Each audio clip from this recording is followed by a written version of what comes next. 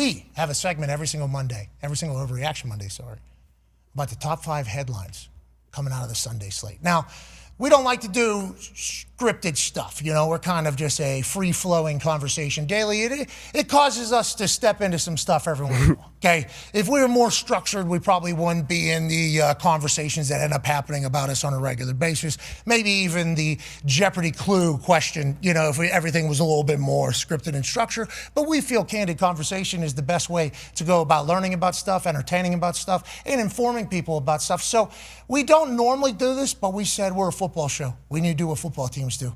Ladies and gentlemen, it's time for the first 15. Now, this is driven by Ram.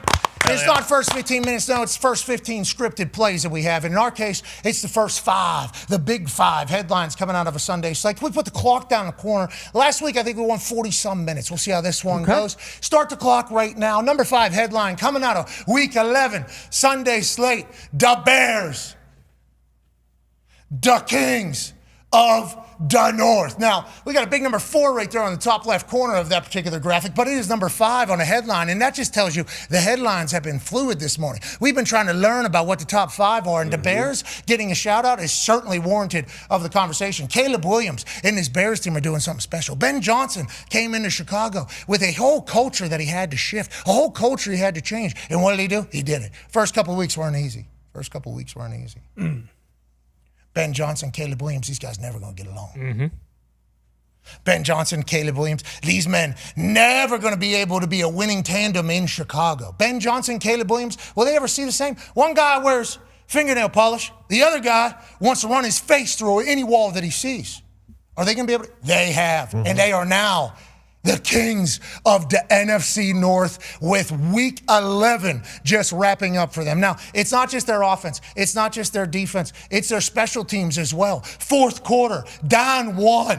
Minnesota Vikings thought they had a massive win. J.J. McCarthy makes some huge throws in the fourth quarter. Huge completion. Jordan Addison goes absolutely crazy. Big return. The Chicago Bears, Cairo Santos, sneaks one in the left. Now, that looked like that thing was hooking. Somehow that thing stayed true. And now the Chicago Bears are sitting at a wonderful 7-3 record as the top of the NFC North.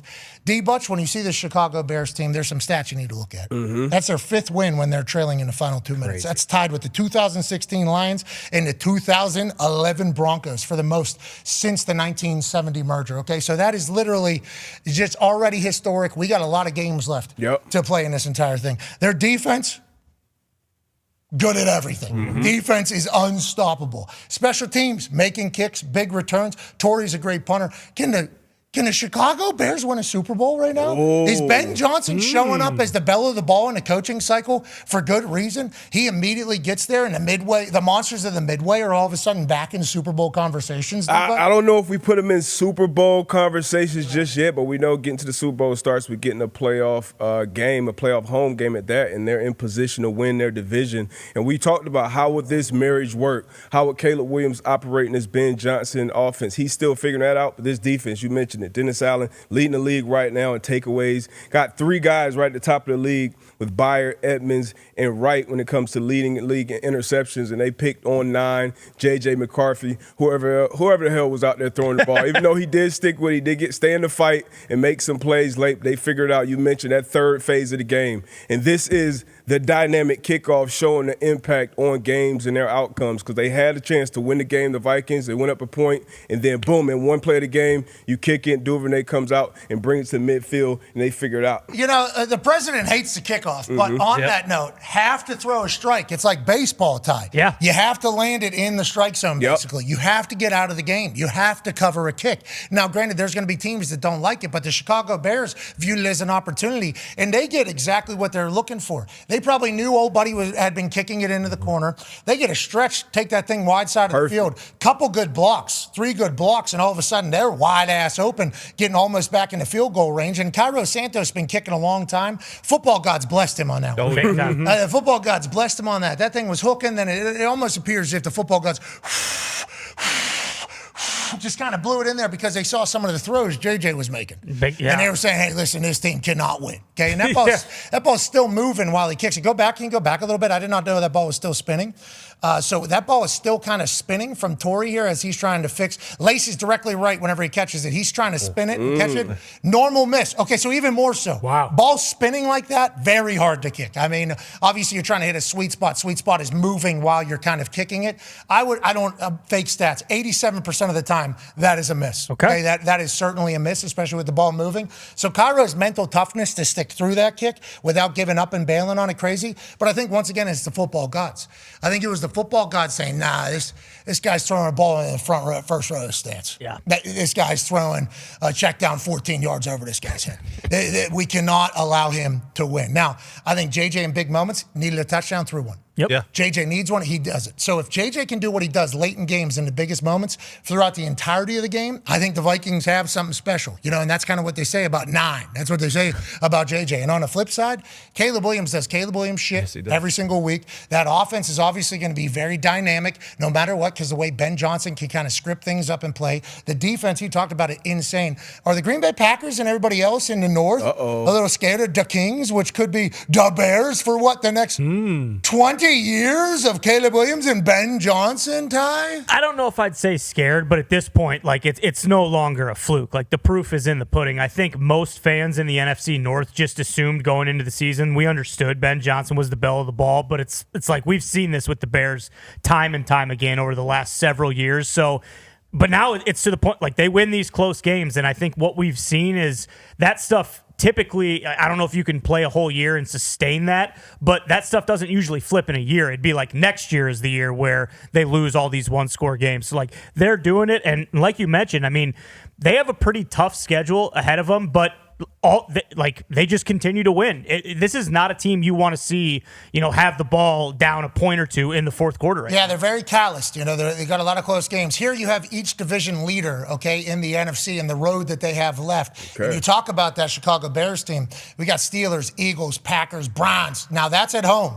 If that was in Cleveland, that's a whole different ball game. And I don't know how I missed it on Friday. I don't know if you saw that when I was talking about the Browns, Ravens.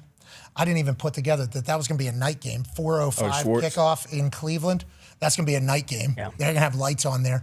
Cleveland's defense in Cleveland, historic. Hey, that's a tough out, for anybody. That's going to be, even if their record remains what it is, which is not another win, 3 wins, 2 wins, whatever it is, 4 wins. Who knows what they're going to do at quarterback?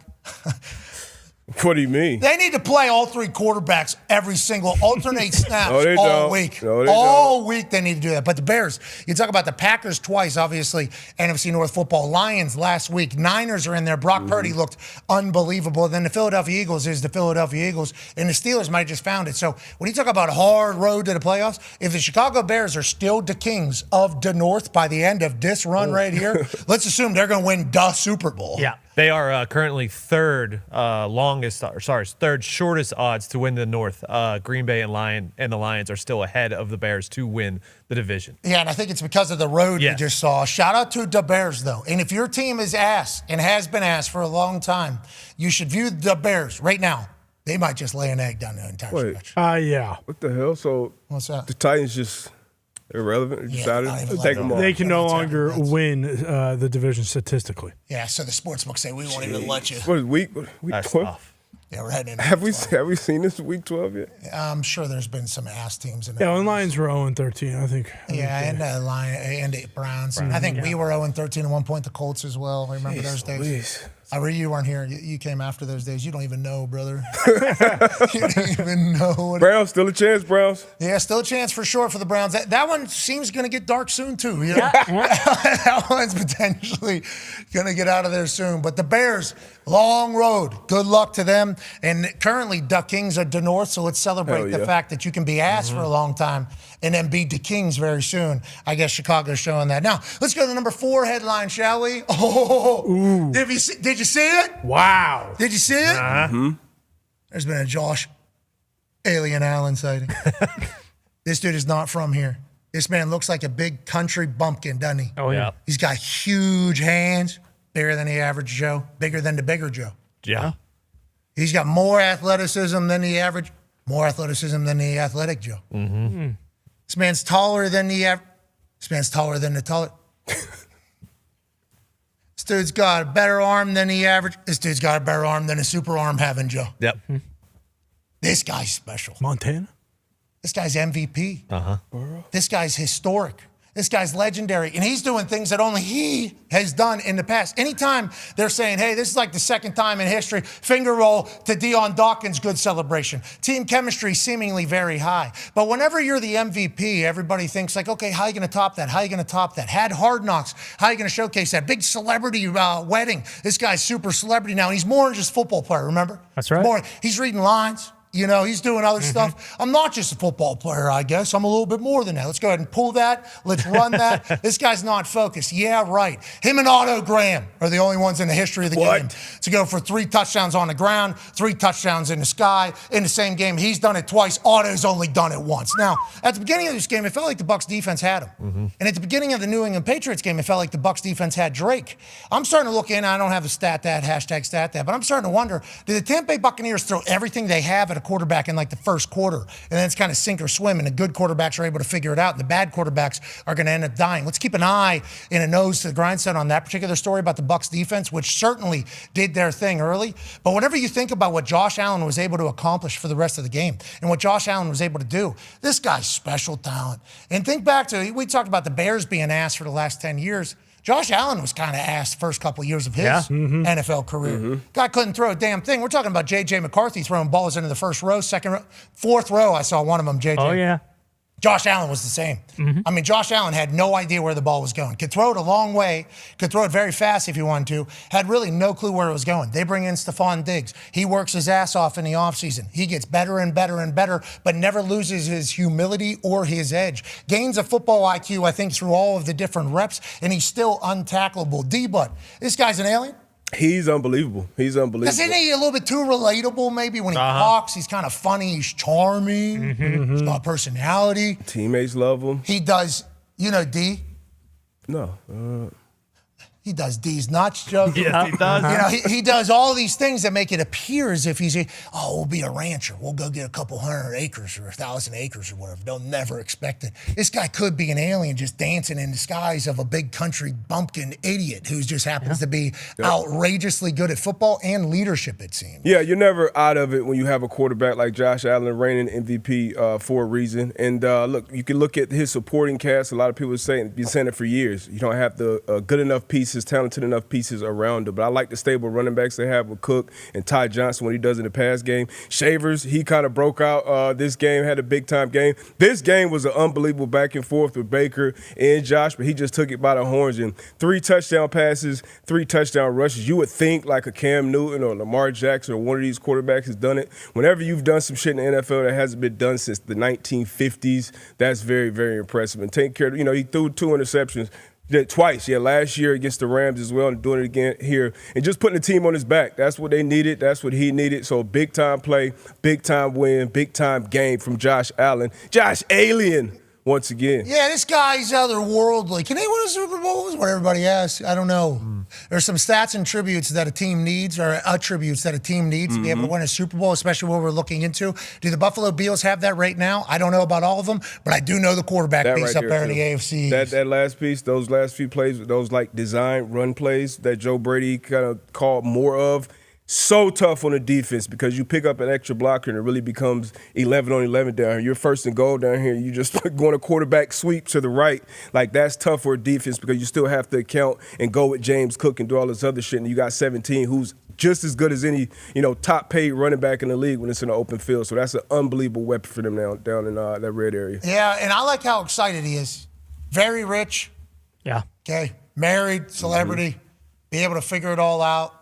Already accomplished, hasn't won a Super Bowl yet. Obviously, everybody will talk about that. But still, visibly emotional and passionate about the game is what I love. That was the same about Stephon Diggs last week whenever he jumped up and did the onside kick. I'm like, hey, that's a decision. That is a decision that was made by a guy in a moment, and there's obviously business decisions that have happened over the time. Josh Allen's still fully invested in being a guy, and it's obvious. The AFC East is starting to get packed. 2 of the top 3 odds-on favorites for the MVP come out of the AFC East, con man. Yeah, Josh Allen has always had the Bills in it. He really is one of those guys where no matter who your quarterback is, Josh Allen is still kind of the prototype. He is filthy. I mean, you really don't see, to Darius's point, a lot of guys at quarterback running QB power with never a question if they're going to get in the end zone or not. When he runs that power, it is kind of just, okay, that's a layup. If there are, 7 guys in there and he needs to make one miss or he needs to carry one into the end zone, it's amazing. I think I even can say this with Bills fans agreeing with me. Them not being able to stop the run will bite them in the ass. It is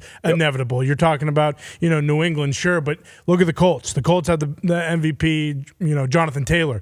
Could you imagine what Jonathan Taylor would do to a Bills defense who just let Sean Tucker, a third-string running back, run for 110 yards? Yeah, Who's great? I'm hoping it. But on the flip side, we got to see that alien dancing, which is basically the entire story of the games, I guess. And you're right. I think Buffalo Bills fans would say the same thing as UConn, man. I think they would say we don't have the pieces on the D-line to be able to figure this out. Can they scheme that, D-Butt? Can you scheme your way into being a better tackling defense? No. You gotta have the personnel. You gotta, and they're banged out. I mean, scheme helps, coaching helps, but you need the personnel out there, especially when it gets to real nut cutting time down late in the season. All right, let's go to the number 3 headline coming out of the weekend in our eyes: Spitgate. Ugh. Oh. A study on saliva sullying the sport. What's the word sully mean? You say, hey, what do you mean by sullying something? Well, sully means to damage the purity or integrity of, or to defile. Okay. Seems like sully was actually the perfect word to describe this particular Spitgate. Now, let's go to the game in question: Cincinnati Bengals, Pittsburgh Steelers. Long rivalry. Huge. There's been famous fights in the past in this particular series that have caused playoff games to go a different direction. Yeah. You're talking about AFC North heat. You're talking about the toughness of Cincinnati and toughness of Pittsburgh. 2 newer guys to said rivalry. Jamar Chase obviously been there for a couple years with the Cincinnati Bengals. Jalen Ramsey just got traded to the Pittsburgh Steelers. He's playing safety now full time. And it feels like that's probably the position that he should have been playing for a long time. They'll be able to do a lot with him. The one thing that'll be constant with Jalen Ramsey, though, he's always going to be up in your shit. Oh, yeah. And Jamar Chase didn't love that. I guess there was constant bickering. And then it came to a head right here. And when you see, Jalen Ramsey said, I don't think so. He says to the ref, did you see that? Did you see that? And Austin Brisky says, you know what? I don't think you guys saw it. Let's go ahead and zoom this in a little bit more. Boom. Oh, wow. Now, Jamar Chase was asked about this after the game in the locker room, and this is how it went down. So, just to be clear, you did not spit on him at all. That's what you're saying. I ain't spit on nobody. Okay, so then that leads to the question. Is there a chance that Jamar Chase speaks like Sergeant Slaughter? Is there a chance that he had no idea that he hawked a massive loogie onto Jalen Ramsey? And he happened to do it low, too, so he'd hit some skin. You see, this is starting to become a thing. You got the visor here. You got the I'm going to make sure I get in there. Maybe Jamar Chase is just a spitty talker and an active speaker. And that loogie that clearly came out of his mouth onto Jalen Ramsey was just a part of him. Maybe he called him Can't have it. Maybe he called him a. I even had that much. You know what I'm saying? Hit your mouth. Piece of poop. Yeah, maybe a piece of poop or whatever the case is. And if he's able to breathe and run with that much saliva in his mouth naturally, that's a feat in of itself, and they should do a sports science, rest in peace, on everything he's doing. Jalen Ramsey said, yeah, he's lying. He spit on me, so it's up. I don't give a fuck about football after that. Respectfully. Respectfully, of course, he spit on me, so it's up. So, like, football's kind of behind it there. So let's just chit-chat about this a little bit. There does seemingly become a line in things that are allowed and not allowed. Happens in combat sports. You'll see, like, some things said, some things done, where they're like, you went too far, you went too far. Feels like everybody in competitive sports agrees that spitting is just something you don't do, especially in the face of somebody. It's just the biggest sign of disrespect that you could possibly do. And after hearing what Jalen said and watching what Jamar Chase did, and Jamar has to deny until he does. Sure. Has to. And he might even say, I'm at the court date, he might act like that's how he speaks in this entire thing. But D-Bud, this is not multiple times we've seen it this season. Yeah. And it's also multiple times that we've heard everybody basically say, yeah, you got to do what you got to do if somebody's going to spit in your face. It feels like that's just kind of the reaction we all expect if you get spit on. Yeah, that's what's surprising to me. We all saw it with the Jalen Carter one earlier in the season, and before that, Dak has spit on the ground, which shows you how, just disrespectful the act is. Now, when it actually touches you, whatever the response is kind of warranted. I think we all agree on that. But that's the most disrespectful thing you can do. This is something that, as a player, I don't think I've ever been involved in a game where it actually happened. That's how rare it is. And now we have this resurgence. We had it here. We had it in college. I think that same week when Jalen Carter did it. So just something you can't do. And obviously, Jalen Ramsey, you want to be out there for your team. You don't want to, he's a vet. He's been an All-Pro. He's a Super Bowl champ. He wants to be out there.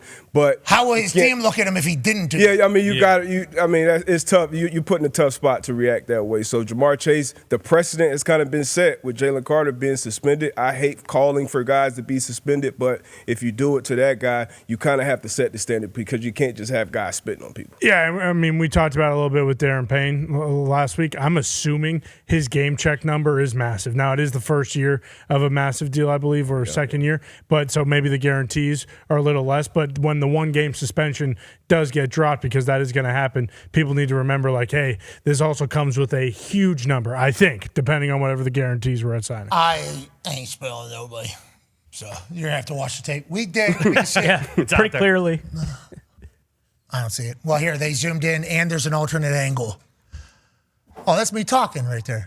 That's me. Everybody knows that's how I talk. Talking about Hawk That's Tula. how I talk. Jalen Ramsey, though, becoming tone setter for the Pittsburgh Steelers. Sure. If he was to get spit on and didn't respond, tough day in the office today going into the Pittsburgh Steelers facility. So, I mean, that's a gross. 6'7". Causing a foul. Yeah, there was a lot of Steelers fans that were upset at the time because it was a crucial point in the game. They were getting get off the field. Obviously, they get a first down, and then as soon as the video came out of them spitting on him, they're like, that's fine. You should have actually hit. Yeah. Well, we should have seen him do one of those, actually. Can't be just spitting on people. So there's a suspension coming, we all assume. We'll ask Schefter here in a matter of moments. Let's go to the second headline coming out. Oh, no. What? Whoa. Who did this? You need to see, there's a question mark here, okay? Big one. The Chiefs is not the Chiefs? Question mark. Put the question mark in there because we would like an out, okay? If down the road here in the next few weeks, the Kansas City Chiefs figure out how to be a great football team that we know the Kansas City Chiefs can be. It's possible. Okay? And if somebody's going to quote this and put it out there, we would like the full context that question mark is larger than all the other letters that are on the graphic. There is a chance that this Chiefs figures it out. Okay, there's a chance that Patrick Mahomes is Patrick Mahomes still, which we all agree that he is. And none of us are saying it's Patrick Mahomes' fault, but this Chiefs team just doesn't look like the Chiefs team. No. Now, is that because of who they were playing against and the greatness of the team that is potentially about to become the team of the AFC West? Is the Denver Broncos defense exactly what everybody said it was going to be going into the season? Is Bo Nix everything that Sean Payton said he was going to be once he got drafted there? Is the offense in clutch time able to make any play that anybody in the NFL is able to make? Yes. And is their kicker going to guarantee a make whenever push comes to shove? Yeah. So they got all the pieces. They got big play Bo Nix making all the plays whenever they need it. He's seemingly never rattled. He can run and make everything. They got weapons outside. They got pieces everywhere. And then their kicker is going to make the kick. I think now he's like 15 of 17 or something like that, or maybe 16 of 18 when under Sean Payton whenever it comes to the final 10 seconds of a game for having to make a kick to tie or to win. Will Lutz was with Sean Payton in New Orleans. He's with him now in Denver. And it's like Patrick Mahomes, we all agree, GOAT conversation, GOAT talk. Chiefs in the middle of a dynasty, we all agree that that's happened. Or is the dynasty over? D-But, they put a stat up on Sunday Night Football. And shout out to this particular stat. One-score games last season, 12-0. This season, 0-5. And then I saw a bunch of people tweeting me whenever I said, what the hell is going on? We had a bunch of statisticians coming. This is regression to the mean? Yeah. This is a regression to the mean. That's what this is. I saw a bunch of people acting like, you doofus. Obviously, after what happened last week, there's a lot of super intellectuals attacking me for everything. This is regression to the mean. That's what this is, you idiot. Everybody's saying this is natural. Now, we've seen it with teams in the past who had the football gods blessing them heavily one way, one season, then the next year completely turning against them. But it felt like the football gods have been blessing the Chiefs just for like 10 years almost. Yeah. So them just completely flipping it right now and losing all these close games. D-But, is this the thing? Is the story of the one-score games? They can't get it done at the end where they usually would be able to? Or is it a full game type thing where they're just not the team we thought they were? And I have a question mark Yeah. next to me saying the Chiefs is not the Chiefs. Do you? Yeah, I don't like going against the program, but I don't have a question mark. I'm going to put exclamation point. So no. Wow. But let me. Yeah, because I just worked hard on this for the last 27 seconds. Put it next to the boom. Yeah, you can put it up on there. Get it up on Put it there. up on there if you want. There it is. Oh, Boom. my God. Wow. Boom! Exclamation. The Chiefs aren't the Chiefs. They ain't. I mean, look, they just played the Broncos. We've seen in this Patrick Mahomes era, they never lose to AFC West opponents. They always dominate AFC West opponents, especially, what's today? November 17th. Patrick Mahomes and Chiefs, they don't lose in November. This is when they get hot. This is when they start rolling. And now we're now we're 5-5 right here, sitting at 500 in week 12. Like, this isn't the Chiefs. This ain't the team. Patrick Mahomes, they're not getting it done. There were spots where they could have hit some big time plays. They even got bailed out with a pick six that got called back from Barron on a bullshit penalty. But the Broncos made the plays. They made the plays kind of all year long and definitely late in the game when you expected, hey, it's 13th, it's a close game. Patrick Mahomes and Chiefs, they're going to find a way to win this type of game. McMillan played an unbelievable game, had a sack, had a pick. This defense is absolutely, this defense is dominant. They've been dominant all year long. Bo Nix and this offense still got to figure it out. I think they will, but now I'm out on the Chiefs for this year. You know, look, we've had dynasties that have taken some years off from dominating. For this year, I don't think we'll see the Chiefs making a run. When those people talk about like regression to the mean with the Chiefs being 12-0 in one-score games last year, 0-5 this year, yes, that is a thing for normal teams. Like the Vikings, the one year went 10-0 or whatever, one-score games, and then went completely defeated the next year. The Commanders last year, I believe, were undefeated in one-score games and definitely aren't Rookie this year. quarterback. But that's not the Chiefs. Like when you are good teams like this, and even the Eagles this year, like you get that's just what you do. You win really close games. So for them saying regression, I mean, this is like completely something that is not normal. Yeah, and you talk about the Denver team being really good. So maybe it's not just the Chiefs, but maybe it's just the Denver team. Here's a Hembo stat about them out-sacking their opponent. This is the sack differential for them and obviously against them for Bo Nix.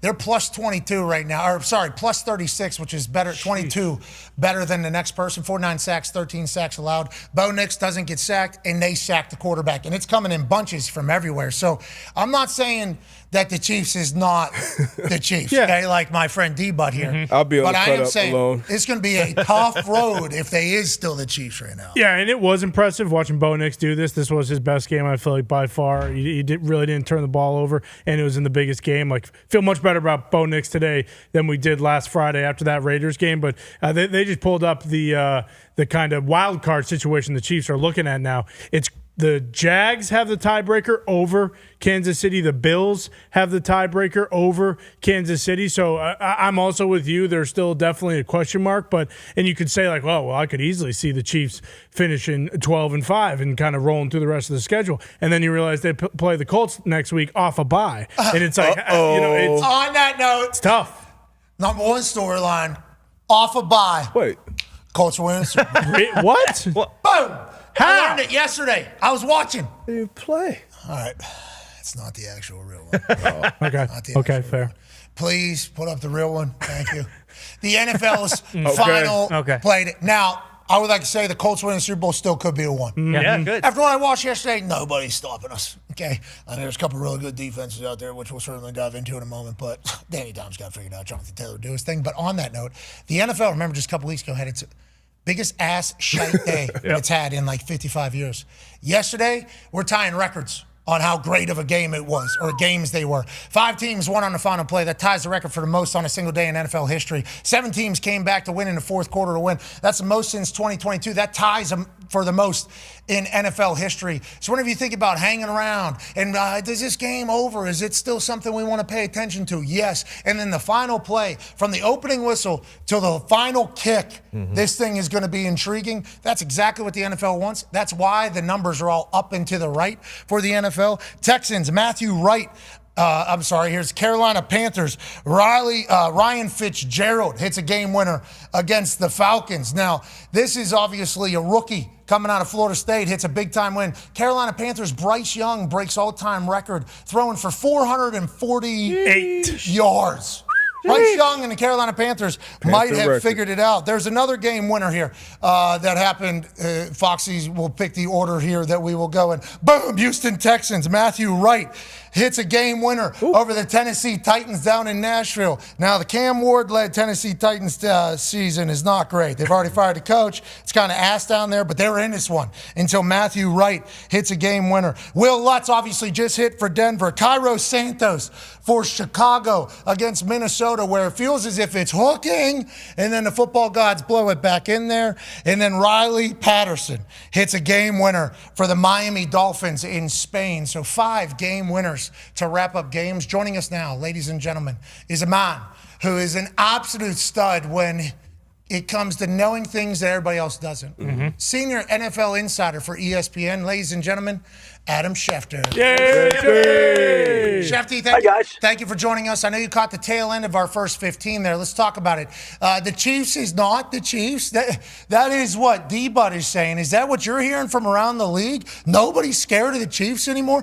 People don't think the Chiefs are the big bad wolf coming to town? No. Speaking of big bad wolf, that guy's sitting in a jail right now watching this Chiefs team lose. No. 1-score games. Is the Chiefs not the Chiefs anymore, Shefty? Pat, they've won 9 straight division titles. And barring something unforeseen, they're not going to make it 10. They're just not going to be able to do that. At 5-5, with Denver sitting there right now as the number 1 seed in the AFC at 9-2, they're 4 games behind the Broncos, already having lost to them. They're behind the Chargers, having lost to them. And so they're in a situation where, look, you take a look right there. I mean, I don't know how they're going to win that division. Like, the goal right now for Kansas City is to make the playoffs, get back into the playoff picture, and then see if you go win 3 games on the road. Yeah, we'll see what the Chiefs are able to do. Obviously, with Patrick Mahomes, it's hard to rule them out of anything, especially with Andy Reid and everybody else they have.